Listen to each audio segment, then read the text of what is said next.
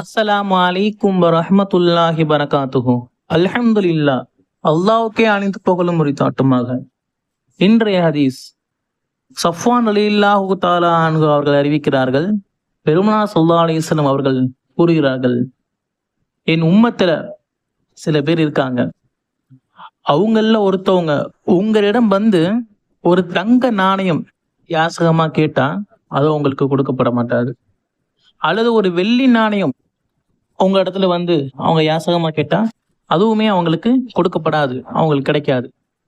அல்லது ஒரு ஃபில்ஸ், ஒரு பைசா உங்க இடத்துல வந்து அவர் கேட்டா அவருக்கு அது கிடைக்கப்படாது.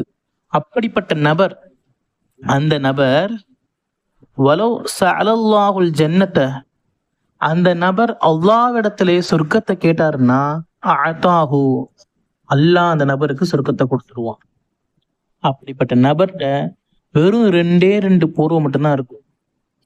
அந்த நபர் லவ் அகசம அல்லாஹி, அல்லாஹ்வின் மீது ஏதாவது ஒரு சத்தியம் செய்தார் என்றால் அவருடைய சத்தியத்தை ல அபர்ரஹு, அல்லாஹு தஆலா நிறைவேற்றி வைப்பான். கண்ணியமான அல்லாஹ்வின் நல்லடியார்களே, நம்ம இடத்துல கையேந்திரவங்க யாரா வேணுமானும் இருக்கலாம். வர்றவங்க மலக்கா இருக்கலாம், அல்லது அல்லாஹ் அவர்கள் மூலியமாக நம்முடைய பாவங்களை அழிப்பதற்கு ஒரு நசீபை உண்டாக்கி இருக்கலாம். நாம சொர்க்கத்துக்கு போவோமா நரகத்துக்கு போவோமாங்கிறத நாம அறிய மாட்டோம். நாம ஒன்றும் அஷரத்துல் முபஷராக்கள் கிடையாது. பெருமானார் ஸல்லல்லாஹு அலைஹி வஸல்லம் அவர்களுடைய நாவால் இவர்கள் சொர்க்கவாதி என்று கூறப்பட்டவங்க நாம இல்ல. பெருமானார் ஸல்லல்லாஹு அலைஹி வஸல்லம் சொல்லியிருக்காங்க, வலோபி ஷிக்கின் தம்பரத்தின், பேரிச்சம்பளத்துல பாதியே கொடுத்தாச்சு நரகத்தை அஞ்சுக்க. அது மட்டும் இல்ல கண்ணியமானவர்களே, நமக்கு கொடுக்கப்பட்ட செல்வத்துக்கும் பொருளாதாரத்துக்கும் நம்ம நன்றி செலுத்திட்டோம், நம்முடைய இபாதத்துக்களை தொழுகையிலையும் சரியான முறையில் தொழுது முடிச்சிட்டோம் அப்படிங்கறதோட நம்ம கடமை நீங்கள.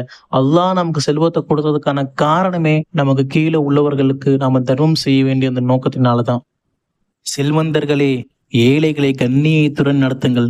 நபிகள் நாயகம் ஸல்லல்லாஹு அலைஹி வஸல்லம் அவர்கள் கூறியிருக்கிறார்கள், பணக்காரர்களை விட 500 வருடம் முன்பதாக ஏழைகள் சொர்க்கம் செல்வார்கள் என்று.